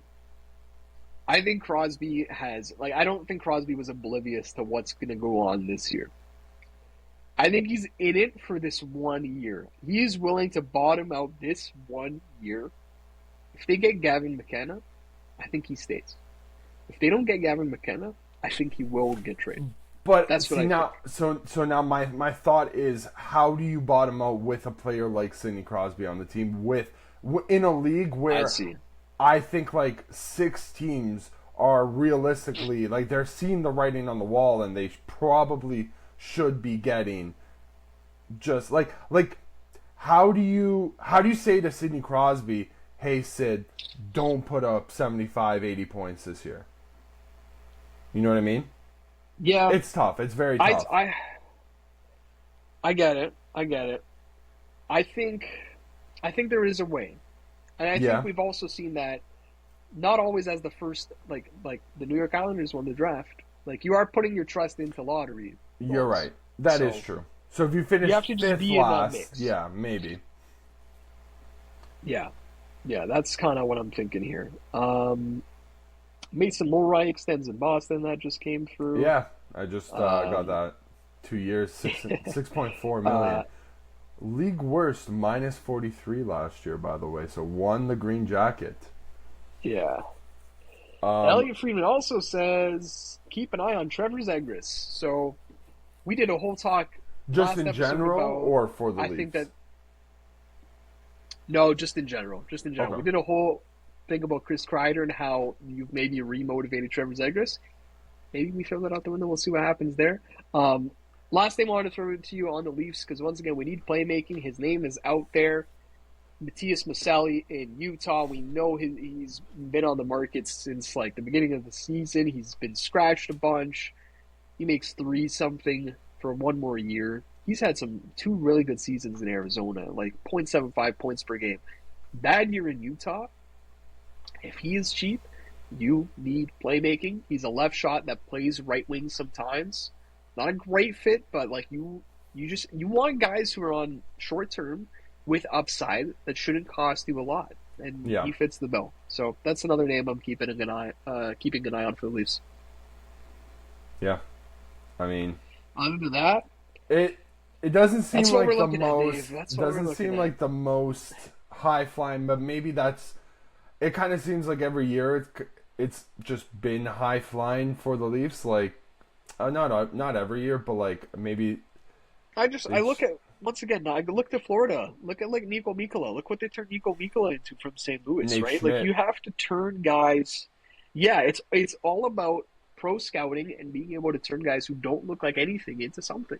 Yeah, So that's got to be the game plan for the Leafs this year. let's put all our I'm all trust out of in. thoughts, Dave, and I'm all out of tissues because Yeah, I don't know. For anyone who's not in Toronto, it has been hot as hell the past 2 days. I don't know why I'm all stuffed up, dude, the but pollen. I literally get into my car. Yeah, that was one thing I wanted to mention off the top of the show. I completely forgot. We are quite literally in oh like god, 40-degree heat waves. If I open up my window, my room is gonna cook. And not in the good way. My car is always covered and caked in pollen. Like I could see the pollen particles on my car every time I get in it.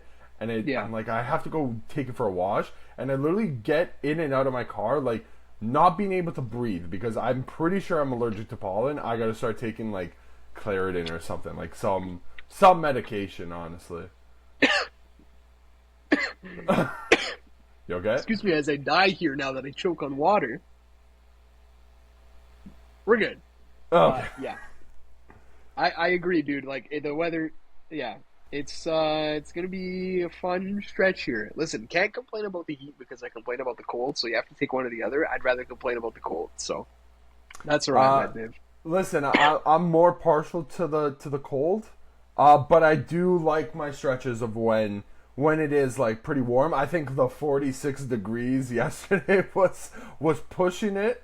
I like a cool 30 degrees that we could stand at. I think that's like meeting in the middle. But yeah, I mean, listen, we got hot weather outside. It's hopefully going to be a hot week leading into the draft, and then maybe another hot couple of weeks, and we'll see what happens now leading up to free agency, and we'll have you covered next week after the draft, and we'll get a little bit more clarity on what we think some teams are going to be looking to do heading into that free agency period, which at that point will be coming up within 24 to 48 hours after we come back next week. So this is kind of that pre-show to the big event, I would say. Like we saw the big event with the Cup Finals, the next big event on the NHL calendar, NHL Draft, free agency opening up. Just make sure that you're here and you're tuned in to our podcast, the Second Look Sports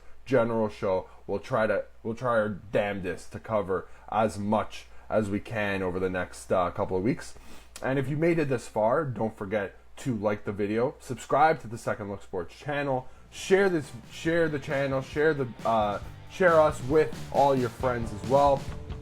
Don't forget you can follow our socials in the link in the bio. And on that note, we'll see you here again next week.